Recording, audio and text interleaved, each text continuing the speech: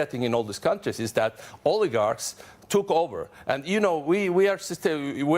things are not as they look, because Georgia is controlled by one oligarch, Moldova is controlled by another, Ukraine is controlled by several oligarchs that control the entire government and more than 70% of Ukrainians' GDP, and then Western politicians come, shake hands of, in case of Moldova, Georgia, prime ministers, ministers, in case of Ukraine, of ministers, and then basically they are not what they are in fact, they are not in charge of the countries. Okay, so who is in charge of those countries are oligarchs. Let's stop pretending. Let's agree that I admit that. I need to ask you some questions or we won't get anywhere. Let's agree that you have lots of enemies in Ukraine. Sure. You call them oligarchs and kleptocrats. But the problem for you is that you went to Ukraine, and to Odessa in particular, saying you were going to root out corruption, you were going to clean up that region.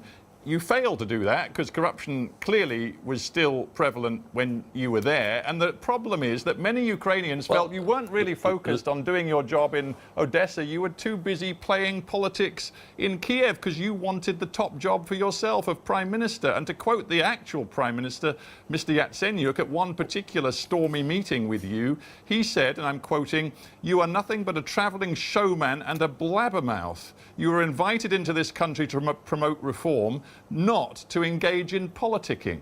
That was your mistake. Look, I've been offered 3 times on 3 occasions by President Poroshenko to become Prime Minister of Ukraine, and I declined. And it's a well-known fact. I declined it because I thought that in present circumstances, when they just wanted me for facade, because that was the moment when I first became extremely popular in Ukraine, they thought they would sell it to their population as real reforms, while they had parliamentary majority, which obviously didn't want the reforms. And when I went to from the very beginning, you rightly said that I stood by Poroshenko's side. I don't regret it, because basically things were starting well. Things were starting well after Maidan. We adopted anti-corruption laws. We created National Anti-Corruption Bureau, and I was at the helms of creating that bureau together with the others. Lots of young, idealistic Ukrainians came to different positions into the government.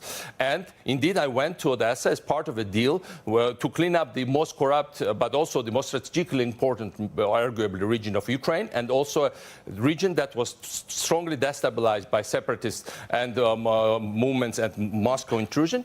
And I went there specifically with clear promise from Poroshenko that he would help me to clean up there by also changing some laws in Kiev, and by making customs more transparent, by making the tax system better. And instead, we got exactly the opposite.